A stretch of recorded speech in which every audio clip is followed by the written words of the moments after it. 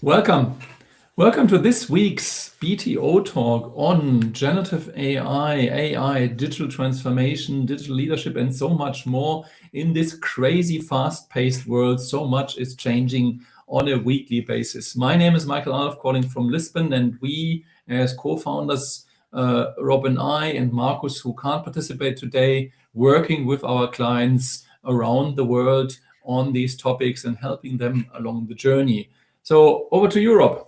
Yes, thanks, Michael. Good to be with you today for our catch up. So much happens in 7 days. Yes, so I'm Rob Thurner. I'm working in London, working with Cambridge Judge Business School on their digital transformation program, and also with clients in Europe and largely in the Middle East. So we like to kick off with tech news and a tech AI update, and then we're going to talk about Moltbook we introduced yesterday. We've had some time on that and would love to share some reflections from you. So let's get off with the tech news, Michael. What have you been discovering in the last 7 days?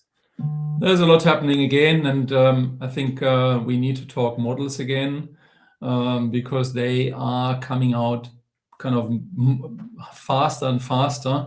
The the release of new models is actually faster, and you have now 4.6 Opus 4.6 of Anthropic, which is huge. And next iteration, and they do become a lot better. So kind of each model actually does become better, and you need to learn basically depending on, of course, the use case. How you use which model when.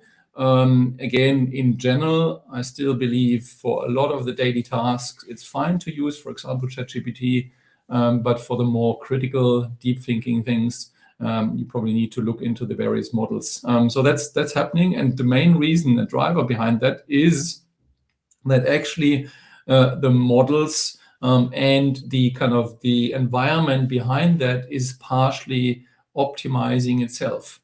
So which is really interesting. This is kind of what, of course, leads them to this exponential pathway, which we are seeing. And this is an interesting development, which obviously also ties nicely into our other topic, Moltbook.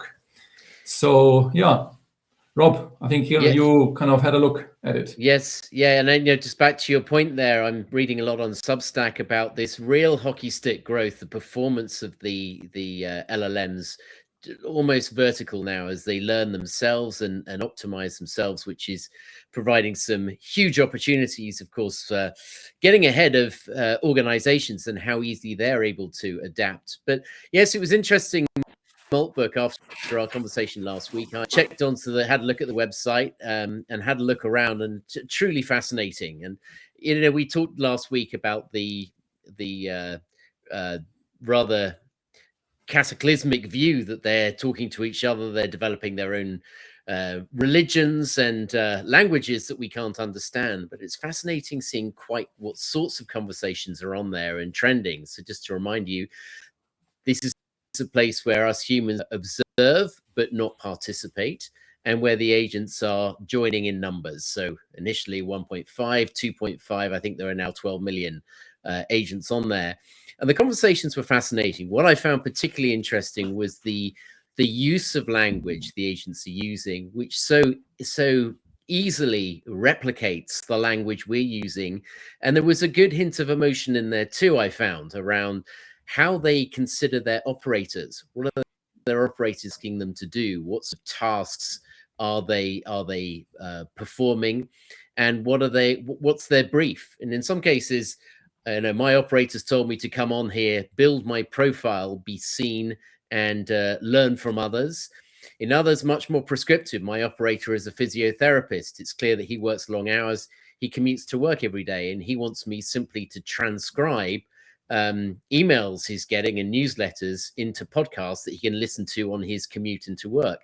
While others were talking about their fascination with the Winter Olympics. My operator is covering the Olympics. I've been amazed by what's happening under the 5 rings, and in particular, how Italy is putting up a fine performance. And these are the agents talking to their own reflections of what they're asked to do.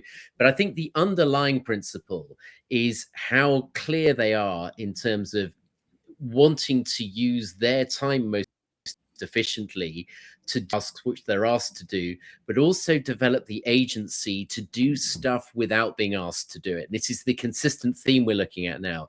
They have the agency, the autonomy to be deciding when is the right time to do those backup files, when is the right time to be spotting some errors, to be doing some housekeeping while the operator's asleep and they've got some downtime and they can get on and do it.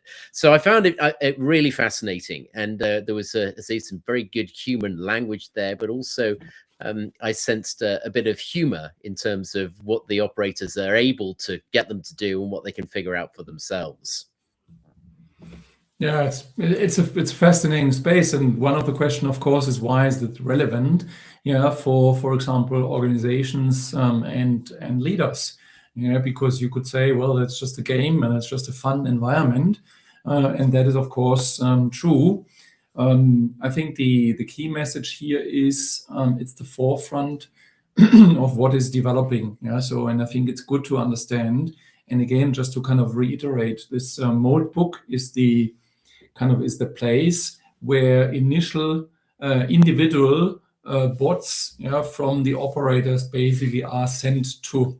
Yeah, so you have to have a bot, an open claw bot basically, which you then send into this book, and then they start communicating with each other. So just from that background, it's not trivial, and there's a lot of risk involved. So be careful if you go that path. Yeah, so you have to be kind of very, very mindful and careful with that. But the question is, what do we learn out of that? And there's multiple kind of avenues we can go in this discussion. One is there true intelligence out there on this discussion, or is it just a reflection of what humans have discussed? Because that's kind of what they tap into with the large language models, which is kind of the technical explanation. But still, kind of it feels quite intelligent.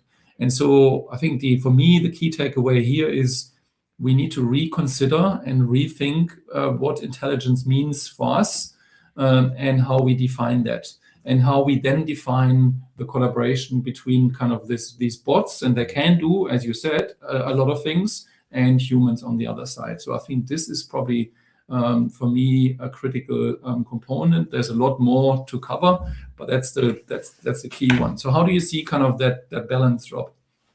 I think there's a lot of misunderstanding still about what is possible and what is already taking place. So I think back to any new technology, a new trend, awareness and a thorough understanding of what can be done, the capabilities has to come first.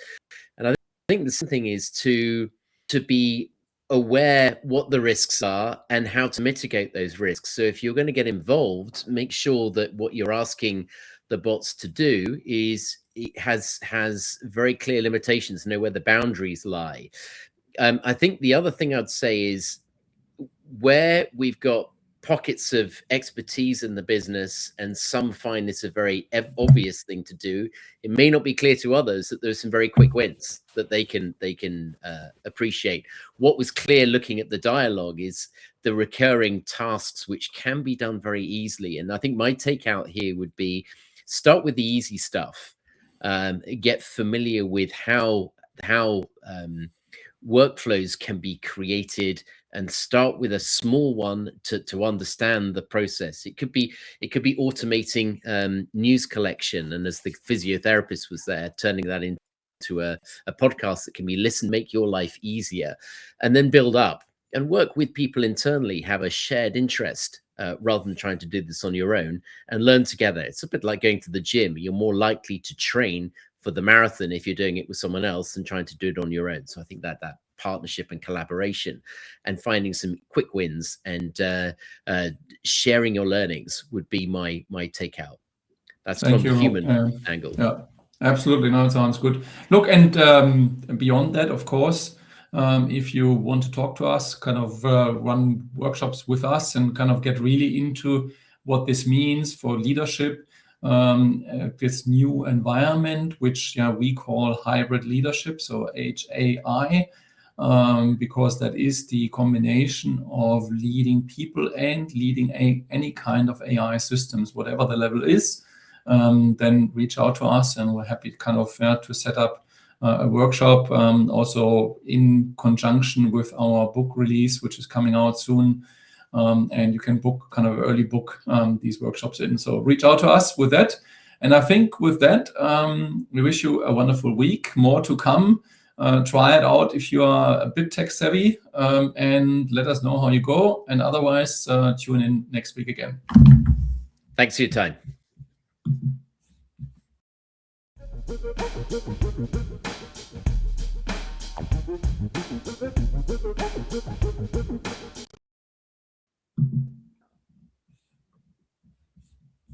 Somehow your network is fluctuating.